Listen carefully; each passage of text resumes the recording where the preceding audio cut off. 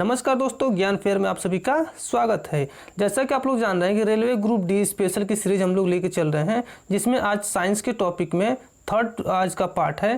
Third part में हमने कहने का मतलब ये है कि हमने इससे पहले 2 पार्ट पढ़ रखा है। हमारी जो टारगेट है वो 25/25 टारगेट है किसमें, साइंस में। जैसे कि आप जानते हैं कि साइंस में फिजिक्स, केमिस्ट्री और बायो तीनों से मिला के क्वेश्चन आते हैं, तो उसी में 25/25 का टारगेट हम लोग लेके चल रहे हैं। पर डे 25 क्वेश्चन हम आपके सामने डिस्कस करेंगे और वो 25 में 25 आपको दिलाने का हम लोग क्या करेंगे, प्रयास करेंगे।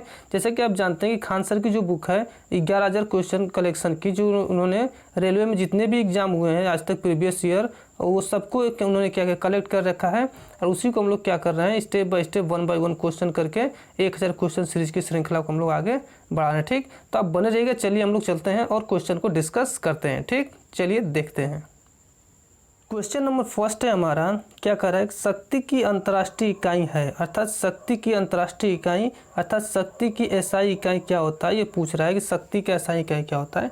तो शक्ति आप लोग जानते हैं कि शक्ति को हम लोग कैसे लिखते हैं, पावर। शक्ति को हम लोग क्या लिखते हैं, पावर भी लिखते हैं। तो पावर बराबर आप लोग जानते हैं कि जूल प्रति सेकेंड होता है। पावर बराबर क्या होता है, जूल प्रति सेकेंड। अब जूल प्रति सेकेंड का मतलब क्या हो सकता है आपका, जूल प्रति सेकेंड का मतलब होता है वाट। क्या होता है, वाट। तो यहाँ से आपको पूछ रहा है कि शक्ति की अंतर्राष्ट्रीय इकाई क्या है, तो शक्ति का अंतर्राष्ट्रीय इकाई आपका हो जाएगा वाट, जो ऑप्शन नंबर ए में दे रखा है, अर्थात पहले का ऑप्शन नंबर पहला। ठीक, अब हम लोग आगे बढ़ते हैं, क्वेश्चन नंबर 2 को देखते हैं। क्वेश्चन नंबर सेकंड करेंगे, जी अर्थात स्मॉल जी के मान की एसआई इकाई वही है जो किसकी एसआई इकाई है। अर्थात जो हमारी कहने का मतलब होता है कि जो जी की इकाई होती है क्या होती है, मीटर प्रति सेकेंड स्क्वायर, वही मीटर प्रति सेकेंड स्क्वायर और किस चीज़ की यूनिट होती है। तो आप लोग जानते हैं कि मीटर प्रति सेकेंड स्क्वायर आपका त्वरण का भी यूनिट होता है, क्या, मीटर प्रति सेकेंड स्क्वायर। तो बस इसके पूछने का मतलब यही था कि जी के मान की एसआई इकाई वही है जो किसकी मान की एसआई इकाई है, तो त्वरण के मान की भी एक एसआई इकाई है मीटर प्रति सेकेंड स्क्वायर, और आपके जी के भी मान की एसआई इकाई है मीटर प्रति सेकेंड स्क्वायर। तो आपका सेकेंड का ऑप्शन नंबर डी। ठीक, आगे बढ़ते हैं, क्वेश्चन थर्ड को देखते हैं। क्वेश्चन थर्ड कह रहा है कि निम्नलिखित में से किन भौतिक मात्राओं की इकाई एक समान है, अर्थात ऐसी कौन सी भौतिक इकाई है जिसकी मात्रा एक समान, जैसे कि कार्य हो गया, ऊर्जा हो गया, बल हो गया, दाब हो गया, बल, संवेग, बल और कार्य। इसमें कौन कौन से ऐसी इकाई हैं जिसकी मात्राएं क्या है, समान। जैसे कि आप कार्य को देख लेते हैं, तो कार्य का क्या होता है, आपका कार्य का होता है न्यूटन मीटर। कार्य का क्या होता है, न्यूटन मीटर। ऊर्जा का क्या होता है, तो ऊर्जा का भी होता है न्यूटन इंटू मीटर। तो इस तरीके से आप देखेंगे तो कार्य और ऊर्जा की जो मात्राएं हैं वो बिल्कुल एक समान ही होती हैं। तो आपका ऑप्शन नंबर फर्स्ट हो जाएगा तीसरा का, कि कार्य और ऊर्जा की मात्राएं क्या होती है, दोनों की एक समान होती है। क्या होता है, न्यूटन इंटू मीटर होता है कार्य और ऊर्जा का। ठीक, क्वेश्चन नंबर फोर्थ कर रहा है कि न्यूटन मीटर स्क्वायर प्रति किलोग्राम स्क्वायर, अर्थात इसके कहने का मतलब है कि न्यूटन मीटर स्क्वायर प्रति किलोग्राम स्क्वायर एसआई इकाई किसकी है, किसकी बात करें, न्यूटन मीटर स्क्वायर प्रति किलोग्राम स्क्वायर। अब देखिए आपको ऊपर न्यूटन दे रखा है, तो न्यूटन आप लोग जानते हैं किसका होता है, फोर्स का होता है। किसका होता है, फोर्स का होता है। मीटर स्क्वायर दे रखा है, तो मीटर आप लोग जानते हैं किसका होता है, विस्थापन या फिर दूरी का होता है। तो इसके लिए आप लोग लिख देंगे आर स्क्वायर। ठीक, उसके बाद किलोग्राम स्क्वायर अर्थात m1 इंटू m2 कर देंगे, m1 इंटू m2। तो इस तरीके से आप देखेंगे कैपिटल G का मान निकल जाता है, अर्थात गुरुत्वाकर्षण नियतांक का मान जो होता है F इंटू आर स्क्वायर बटे m1 इंटू m2 करके। तो इस तरीके से आप कह सकते हैं कि न्यूटन मीटर स्क्वायर प्रति किलोग्राम स्क्वायर ये गुरुत्वाकर्षण के स्वरूप सार्वभौमिक नियतांक का मतलब मात्रक है, अर्थात कैपिटल G का मान है न्यूटन मीटर स्क्वायर प्रति किलोग्राम स्क्वायर। ठीक, तो चौथे का ऑप्शन नंबर डी हो जाएगा आपका। ठीक, आगे बढ़ते हैं, क्वेश्चन नंबर 5 को देख लेते हैं। क्वेश्चन नंबर 5 कह रहा है कि प्रतिरोधकता की एसआई इकाई है, किसकी, प्रतिरोधकता की एसआई इकाई पूछ रहा है। तो प्रतिरोधकता की एसआई इकाई होता है ओम मीटर। क्या होता है, ओम मीटर। अगर प्रतिरोध का पूछता तो आप लोग क्या लिखते, ओम लिखते। क्या पूछता, प्रतिरोध का पूछता तो आप लोग ओम लिखते, लेकिन प्रतिरोधकता की पूछ रहा है तो आप क्या करेंगे, ओम मीटर, अर्थात 5वें का ए। ठीक, क्वेश्चन नंबर 6 है कि चाल की अंतर्राष्ट्रीय इकाई क्या है। चाल, जैसा कि आप जानते हैं कि चाल बराबर क्या होता है, दूरी बटे समय, अर्थात ऐसे जो भी आप समझ सकते हैं। तो पूछा कि चाल की अंतर्राष्ट्रीय इकाई अर्थात चाल की एसआई इकाई क्या है, इसके पूछने का मतलब क्या है। तो चाल आप लोग जानते हैं कि मीटर प्रति सेकंड से दूरी बटे समय, तो ऐसे करके चाल की इसका क्या हो जाए, मीटर प्रति सेकेंड हो जाएगी चाल। Option number first question number 6 का। ठीक, आगे बढ़ते हैं। क्वेश्चन नंबर 7 की बात करते हैं। तो ये कह रहे हैं कि निम्नलिखित में से किन दो भौतिक राशियों की एसआई इकाई एक ही है। मतलब ऐसी कौन सी राशियां हैं जिनकी एसआई इकाई क्या है, समान है। तो आप लोग देखेंगे तो इसमें आप लोग मैच करेंगे। एक होगा आपका बल और एक हो गया भार। बल का भी मात्रक होता है किलोग्राम मीटर प्रति सेकेंड स्क्वायर, और भार का भी मात्रक होता है किलोग्राम, क्या होता है, किलोग्राम मीटर प्रति सेकेंड स्क्वायर। बल और भार दोनों का सेम मात्रक होता है। तो सातों का ऑप्शन नंबर डी हो जाएगा। ठीक, क्वेश्चन नंबर 8 कह रहा है कि एसआई इकाई जूल प्रति सेकेंड, अर्थात किसकी, ऑप्शन में यहाँ पे भरना है कि किसकी एसआई इकाई जूल प्रति सेकेंड होती है। क्या होती है, जूल प्रति सेकेंड बताना है कि किसकी होती है, जूल प्रति सेकेंड। तो आप लोग जानते हैं कि शक्ति का मात्रक होता है जूल प्रति सेकेंड। अभी हमने पीछे भी बताया था कि पावर बराबर क्या होता है, हमने क्या बताया, पावर बराबर होता है जूल प्रति सेकेंड। पीछे भी बताया था आपको, शायद क्वेश्चन नंबर फर्स्ट में ऐसे डिस्कस किए थे। वही यहाँ पर पूछ भी दिया कि जूल प्रति सेकेंड किसकी इकाई होती है, तो शक्ति का, अर्थात 8वें का क्वेश्चन नंबर डी। ठीक, आगे चलते हैं हम लोग 9 की बात कर लेते हैं। इसमें लिखा है कि त्वरण की एसआई इकाई क्या है। त्वरण अभी हमने पीछे भी डिस्कस कर रखा है त्वरण, और उसमें पूछा था स्मॉल जी के बाद, तो हमने बताया था कि मीटर प्रति सेकेंड स्क्वायर होता है त्वरण का। तो आपको यहाँ पे देखने को मिल जाएगा मीटर प्रति सेकेंड स्क्वायर। इनवर्स है ये, माइनस नहीं, इनवर्स तो थोड़ा सा टाइप करके यहाँ पे मैनेज करने में दिक्कत है।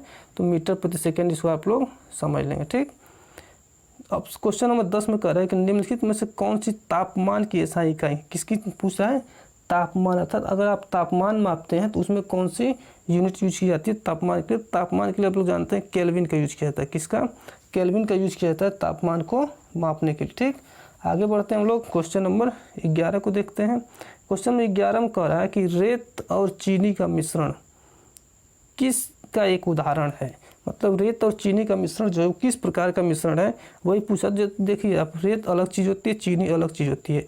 चीनी जल में घुल सकती है लेकिन रेत जल में घुल नहीं सकती, दोनों अलग अलग चीज़ हैं। अर्थात एक तरीके से आप कह सकते हैं कि रेत और चीनी का जो मिश्रण है वो एक प्रकार का क्या है, विजातीय मिश्रण है, मतलब अलग अलग प्रकार का मिश्रण है। अर्थात ऑप्शन नंबर ए 11 का। ठीक, क्वेश्चन नंबर 12 कह रहा है कि डैश दिया है प्रकृति में विद्युत धनात्मक होते हैं। अर्थात कौन से ऐसी चीज़ होती है जो हमेशा धनात्मक होती हैं। तो आप लोग जानते हैं धातु क्या करते हैं, हमेशा इलेक्ट्रॉन का त्याग करते हैं, इसलिए वो धनात्मक होते हैं। तो यहाँ पे आप लोग कह सकते हैं कि धातु हमेशा क्या होती हैं, प्रकृति से धनात्मक होती हैं। ठीक, और उसके बाद हम लोग आगे चलेंगे। क्वेश्चन नंबर 13 को समझ लेते हैं। कह रहा है कि नीचे दिए गए 4 शब्दों में से 3 किसी प्रकार से एक समान है जबकि एक भिन्न है। कौन सा भिन्न है। अब देखिए जर्मेनियम, सिलिकॉन, गैलियम, पोटेशियम, ये 4 दिए हुए, इसमें पूछ रहे कौन सा भिन्न है। अगर आप लोग थोड़ा सा पीरियोडिक टेबल को ध्यान में रखेंगे तो आप देखेंगे जर्मेनियम, सिलिकॉन और गैलियम, ये जो तीनों हैं आपके, ये तीनों आपके डी ग्रुप के तत्व हैं। किसके, डी ग्रुप के तत्व हैं।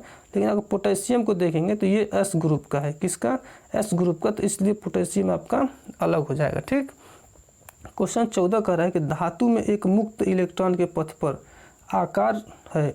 मतलब धातु मुक्त इलेक्ट्रॉन के पथ पर किस तरीके से गति करता है उसके बारे में पूछा है। तो आप लोग जानते हैं कि धातु जो मुक्त इलेक्ट्रॉन की तरह होता है वो वक्र के रूप में गति करता है। कैसे, वक्र के रूप में ऐसे गति करते रहते हैं, नाभिक के अगल बगल ऐसे चक्कर लगाते रहते हैं, वक्रानुसार। ठीक, क्वेश्चन 14। क्वेश्चन 15 की बात करते हैं। क्वेश्चन 15 कह रहा है कि धातु की पतली चादरों के रूप में परिवर्तित किए जाने की क्षमता को क्या कहा जाता है। अर्थात कोई भी धातु जितना पतली जो किया जा रहा है वो जो पतला से भी पतला जो हो जा रहा है उस क्षमता को क्या कहा जाता है, तो उसको आप लोग कहते हैं आधार्त वर्धनीयता। क्या कहते हैं, आधार्त वर्धनीयता। अर्थात 15 का ऑप्शन नंबर डी। ठीक, क्वेश्चन नंबर 16 कह रहा है कि निम्नलिखित में से कौन सी धातु के बारे में गलत है। किसके बारे में, धातु के बारे में क्या है, गलत है। ठीक, चलिए हम देखते हैं। कह रहा है पहला ऑप्शन, ये तन्य और आधात वर्धनीय होते हैं, ये तो बिल्कुल सही है। दूसरा कह रहा है ये ताप और विद्युत के सुचालक होते हैं, ये भी सही है। तीसरा कह रहा है ये गलनांक और क्वथनांक इसका उच्च होता है, ये भी सही है। चौथा कह रहा है विद्युत की ऋणात्मक होती है, जी ये गलत है। ये क्या है, गलत है। और गलत होने के बावजूद ये क्या है, हमारा सही है, क्योंकि हमसे पूछ रहे कौन सा गलत है। तो यही हमारा गलत है किसके, धातु के बारे में। अर्थात 16 का ऑप्शन नंबर डी। ठीक, अब हम लोग 17 पे चलते हैं, समझ लेते हैं। 17 कह रहा है कि धातु अपनी वास्तविक स्थिति में किस रूप में विद्यमान होती हैं? तो धातु है भाई, धातु आप लोग जानते हैं अपने वास्तविक स्थिति में मुक्त रूप से विद्यमान होती हैं। ऑप्शन नंबर बी में आपको दे रखा है, बहुत ही दो नहीं ढूंढना है। ठीक, क्वेश्चन नंबर 18 कह रहे हैं निम्न में से क्या अधातु का भौतिक गुण नहीं है? किसकी? अधातु का भौतिक गुण नहीं है। ठीक, तब अधातु में कौन से गुण नहीं पाए जाते हैं ये देख लेते हैं। कह रहा है कि वे केवल ठोस अवस्था में होते हैं, नहीं की बात करें। ठीक, अधातुवर्धनीय नौ और तन्य होते हैं, ऊष्मा और विद्युत के कुचालक होते हैं, निम्न और गलनांक और क्वथनांक होते हैं। किसके बारे में पूछ रहा है? हमारे अधातु के बारे में पूछ रहा है। तो आप लोग बहुत ही बखूबी तरीके से बता सकते हैं कि अधातु में क्या चीज़ें नहीं होती हैं, तो वो हम आपको समझाने की कोशिश करते हैं। तो इसमें आपको देखने को मिलेगा, इसमें लिखा है केवल ठोस अवस्था में होते हैं। तो ये कोई बात थोड़ी कि अधातु केवल ठोस ही अवस्था में होते हैं। अधातु भाई है, तरल भी हो सकता है, ठोस भी हो सकता है। तो अगर ये केवल और केवल ठोस अवस्था में होते हैं, इसलिए क्वेश्चन आपका ऑप्शन नंबर फर्स्ट गलत होने के कारण ये क्या हो जाएगा? सही हो जाएगा। ठीक, आगे बढ़ते हैं हम लोग क्वेश्चन नंबर 19 की बात कर लेते हैं। 19 में दिया है कि निम्नलिखित में से क्या ठोस, द्रव और गैस तीनों रूपों में पाया जाता है? अर्थात ऐसा कौन सी चीज़ है जो ठोस, द्रव और गैस तीनों में पाया जाता है? तो वो है आपका अधातु। क्या है? अधातु है आपका ठोस, द्रव तीनों में पाया जाना। इसीलिए हमने पीछे जो क्वेश्चन दिया था उसमें केवल था कि केवल ठोस अवस्था में होती है, इसलिए उसको हमने क्या किया? गलत कर दिया, क्योंकि ठोस, द्रव और गैस तीनों अवस्था में पाए जाते हैं अधातु। ठीक, क्वेश्चन नंबर 20 की बात करें। 20 करें धातुओं के संबंध में निम्न में से कौन सा कथन गलत है? अर्थात धातुओं के संबंध में गलत कथन पूछ रहा है कि कौन सा कथन गलत है। चलिए हम देख लेते हैं। पहला ऑप्शन कह रहा है कि धातु, सभी धातुएं चमकती हैं और उन्हें पॉलिश किया जा सकता है। बिल्कुल सही बात है, चमकती तो है ही है। दूसरा कि धातु पारे को छोड़कर तरल होते हैं, मुलायम होते हैं। गजब बात है, पारा को छोड़कर तरल होते हैं। भैया पारा खुद तरल होता है और बाकी जरूर थोड़े सारे के सारे मुलायम ही हो। ठीक, तो ये ऐसा ही गलत आपको देखने को मिला है। तो ऑप्शन नंबर बी आपको यहाँ से सही हो जाएगा, क्योंकि गलत ही हमसे पूछा है। ठीक, तो ऑप्शन नंबर बी 20 का। ठीक, आगे बढ़ते हैं हम लोग 20 के बाद 21 पे पहुँचते हैं और ये देखते हैं कि 21 में हमारे क्या बता रखा है। तो चलिए हम लोग उसको भी समझ लेते हैं। ठीक, क्वेश्चन नंबर 21 कह रहा है हमारा कि जंतु विज्ञान किसका अध्ययन, क्वेश्चन नंबर 21 कह रहा है कि जंतु विज्ञान किसका अध्ययन है?